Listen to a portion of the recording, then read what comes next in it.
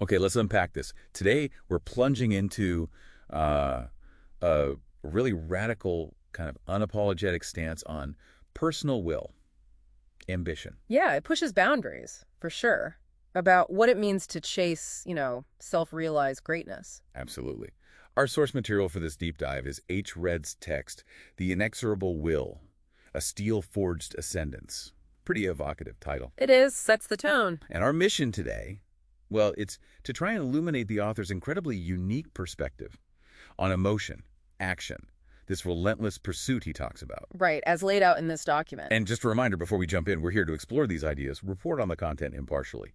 We're not endorsing Redd's views, which are, let's say, exceptionally provocative. Definitely provocative. We're presenting them as they are in the text. Okay, so Redd's core premise, it hits you right away. Yeah. He talks about being in a state of cold, absolute dissociation. From what he calls the world's vast, churning miasma of cynicism, hatred, and hollow laughter.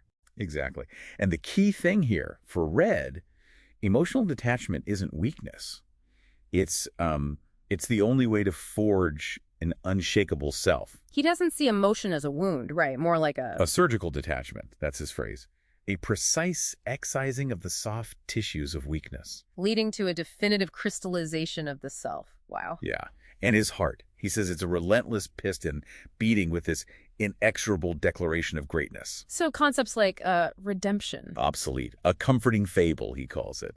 It suggests his whole being is just singularly focused, almost mechanistic. Driven purely for this ultimate achievement he's defined for himself. And that self-perception, it directly shapes how he sees others. How so?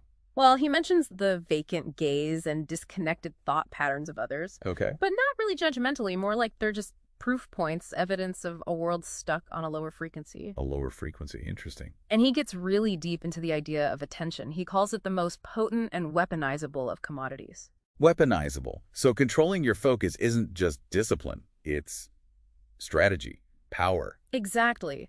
Like, a lapse in focus is a massive betrayal of your own will. He even calls distraction a Hitlerian crime. Whoa, that's extreme. It is, but you see how much value he places on pure, focused attention. For him, diverting that focus is like this act of historical evil because it undermines the absolute will needed for greatness. So the whole philosophy becomes like a war. A brutal psychological war against the void, yeah. And paradoxically, he says there's nothing to surrender, even facing loss. That nothing to surrender part.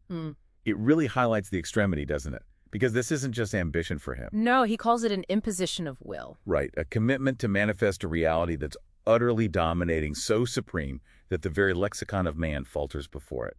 Heavy stuff. And then there's the term he uses for himself. Yes, the supernigga. We need to address that. It's obviously a very striking term. Potentially jarring, yeah. And it's crucial to understand this is his self-chosen term in the text. He uses it to embody a force unbound, like a primal current seeking its unconstrained discharge. So, in his framework, it signifies someone totally self-created, free from societal limits. That seems to be the idea. A statement of just absolute personal power defined entirely on his own terms. And if you connect that to the bigger picture, this forward intent he describes, it's a vector aimed beyond mortal cosmology. Beyond mortal cosmology, so not just earthly success. Apparently not. He's suggesting it transcends human understanding, maybe even the universe, the old world, with its decaying structures. And saccharine fictions of inherent good. Right. That world isn't just fading, it's being actively dismantled by this force. It feels like it goes beyond individual ambition then. It seems to. He hints at reclaiming a rightful domain, a deep-seated recognition of a lineage, mentions black faces reflecting a nascent power. So not integration into the old world, but building something entirely new, or reclaiming something old. A forceful reassertion, it sounds like. And he knows how this might look. He says the label monster is worn like a badge of honor. But with its power directed with surgical precision. Exactly. He's not shying away from the perception. No, definitely not. It's an all-encompassing thing. He says this is not a climb, it is a conquest. A conquest, yeah.